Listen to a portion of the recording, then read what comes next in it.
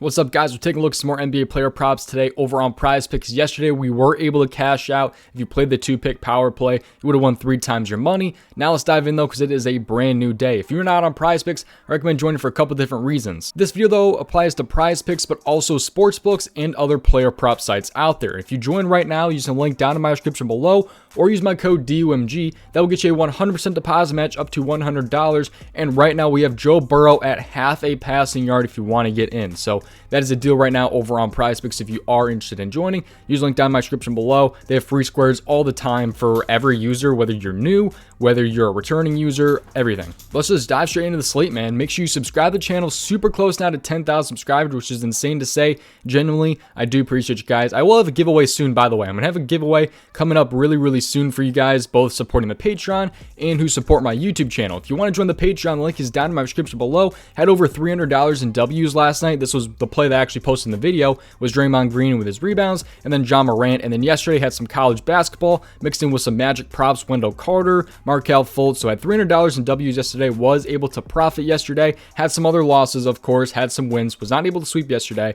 But yeah, that's how yesterday went over on the Patreon. Link is down in my description below. Here's the full breakdown of that. If you are interested in seeing every single one of my plays, check out the Patreon. The link is down in the description below. There are 3 different tiers. There's NFL, NBA, and all sports. With access to the Patreon, you guys get every single play that I play, on top of these plays being ranked by confidence level and write-ups to go with every single prop that I post. Once again, the link is down in the description below, so check it out. So you can see everything that I'm playing tonight if you are interested. Again, link is in my description below. Have over 500, 600 members, so seriously insane how much support I'm getting over there and in these videos. Let's dive into today. All right, let's start off with the first prop here, which is going to be in the assist category. I like Chris Paul over 8.5 assists. I'm surprised he's been at 8.5 for this long. I think there's a chance he gets bumped up to 9 eventually here, but we're going to go ahead and dive in and take a look at why I like Chris Paul here. So let's dive in and take a look at that. Patreon has had access to this for like over an hour so far, so they have all my plays before, obviously, I post these videos and everything like that, because I already have Chris Paul locked in here. But there's a chance he gets bumped to 9, and I'll explain if I like him at 9, why I like him on the sports books and things like that. But he's going to be at home going against the Dallas Mavericks. Him being at home should be an added bonus right there with a 1.5 point spread. 1.5 point spread seems to be pretty damn good. This will be a very tough matchup for him, though. I will say this will be a very tough matchup. By the way, make sure you tail turn risk, look at this a little bit more on your own, and stay for the breakdown and listen to why I like this prop. So, of course, he had that injury against Miami, but coming right back off that injury, he's played 38 and 27 minutes with 11 assists in both games. This will be, again, a tougher matchup against Dallas, and I'll talk about the matchup in a second here, but otherwise, he's got a pretty solid hit rate this season. It wasn't too great leading up until his injury, but he's actually been over this in 54% of games this season. 54%. And when he has the 27 plus minutes, which he's had in both games since he's been back, he's played 27 plus minutes. With those 27 plus minutes, he's been over in 68%. So moves from 54% to 68%. And with no Devin Booker, I assume he's going to play 27 plus minutes. I'd be very surprised if he did not. Because I think that Suns Hornets game blew out a little bit, if I'm not wrong. I could be completely wrong about that. Yeah, it did blow out, so that's why he actually lost some minutes there. There's a shot he plays 30 plus minutes in this one, which would be absolutely huge for this prop. I think he might need minutes too against this tougher Mavericks team. However, not including the playoffs, he's been over in every game since 2021 against them. So 12, 9, 14, 14, 11, and he did go over earlier this season with 9 assists. This actually might have been with Booker too. That was all the way back in October, but still he went over against the Mavericks last time you saw them. Let's take a look at this matchup though and see how they are kind of against the assist here. So they're on 7.67 assists per game to the point guard this season. So they're really good this season. But if you take a look at the last 7 games, Dallas isn't that great of a matchup, or at least that tough of a matchup. They are actually a pretty decent matchup, right in the middle of the road, allowing 8.28 assists per game to the point guard. I expect that to go up with them having to deal with CP3 today. So that is my prop right there. Chris Paul over 8.5 assists. Really quick breakdown for that one. And now the next 2 are actually half a unit plays for me. What I did was I have 1 unit right now on Chris Paul, but it's split into half a unit on these 2 next props. So I have 2 more props for you guys that I'm going to be talking about in today's video. Both of them are like leans for me. I don't really have another official play at the moment. I will, of course, have more over on the Patreon tonight, but otherwise, I just split these 2 into half a unit apiece and then put them with Chris Paul in a 2-pick power play. Hopefully, that made a little bit of sense. If you're used to prizepicks, you know what I'm talking about. But anyways, let's go over to the 3-point make category here, and I like Bogdanovic over 2 3-point makes, and I like the floor a lot with him being at 2. By the way, we'll take a look at the odds for Bogdanovic, and also I forgot to take a look at the odds for Chris Paul, because this is really really juiced up when it comes to sports books. So I will say, if you're on a sports book, you're probably not going to like this as much, but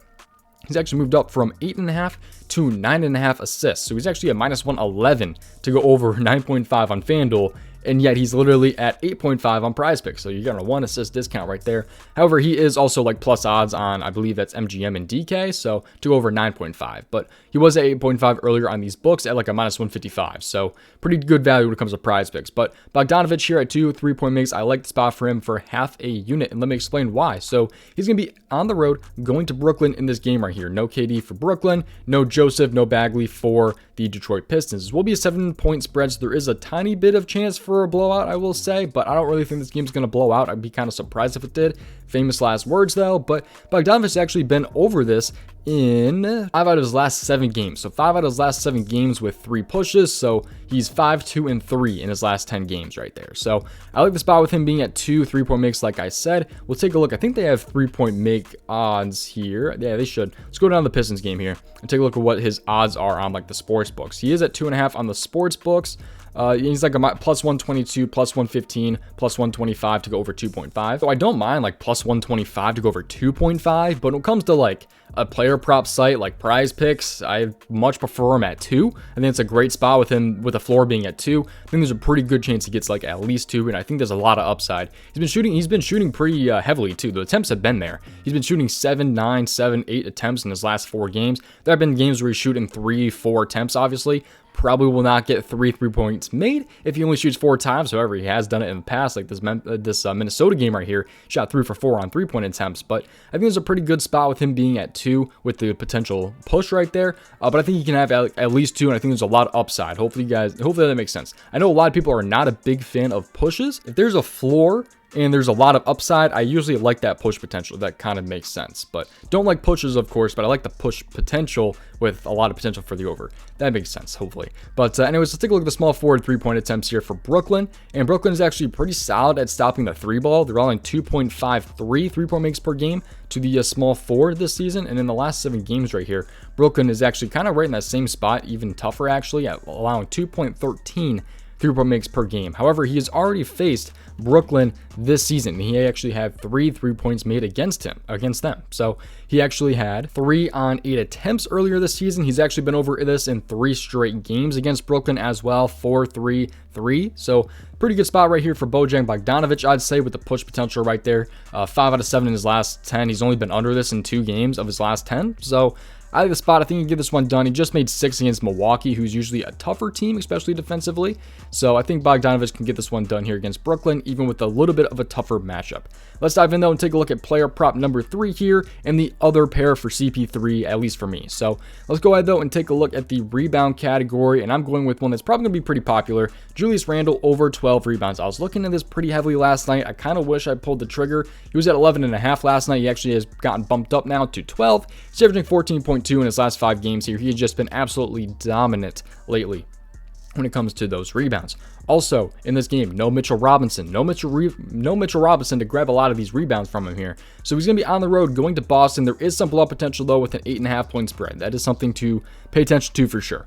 But Julius Randle here, he's just been dominant, man. If you take a look at these rebounds lately, 13, 19, 9, 15, 15, 15, 16, 16, 16. He's just been killing it, man, on the rebounds. So I think he can have at least 12 in this one. He's over this in 8 out of his last 10 games. He did face Boston earlier this season and only had 9. But that was back when that was like in October, I think it was. We got to put in versus Boston here. Yeah, that was like back in October or something like that. November. It was early November here. He had 9 rebounds, and he has not been the same rebounder since. If you take a look at his full game log, man, he has been going crazy, especially lately. I don't want to take a look at Bogdanovic's game log. There we go, Julius Randle here. So you can take a look at how he was like kind of earlier in the season, but he just all of a sudden just started grabbing a ton of rebounds. And Boston should not be a tough matchup. I think Boston is kind of overrated when people kind of think about how good Boston is defensively when it comes to like big man and all that, because they were really good last year. but this year they really have not been as much. But to the power forward, they have been pretty solid, allowing 9.25 rebounds per game, and in the last 7 games, they're allowing 7.92. However, Randle is kind of more of a center when it comes to his rebounds. I will say, if you take a look at how the centers are for the rebounds, 14.93. He should get some reps at center, if I had to guess, too, without Mitchell Robinson. I mean, Jericho Sims is not going to play too much. He's not going to play the same minutes Randle is playing. I think he's going to have some reps at center, and they're allowing 15.6 rebounds per game to the center this season. So they've been a lot of rebounds recently. I think not Mitchell Robinson, Julius Randle can get dominant on the boards again in this game right here. So Julius Randle over 12 rebounds. I also like Bogdanovic over 2 3-point makes, and also I like CP3 over 8.5 assists. That's gonna be my main play of the 3. Hopefully you did enjoy today's video. If you did, please subscribe to the channel. On the road now to 10,000 subscribers. Completely insane to say. I seriously do appreciate you. PrizePicks link is down in my description below, and the Patreon link is down in my description below if you want to join that as well. Thank you for watching. I will see you in the very next video. Peace out, boys. Thank you guys for watching. Best of luck. Tail at your own risk.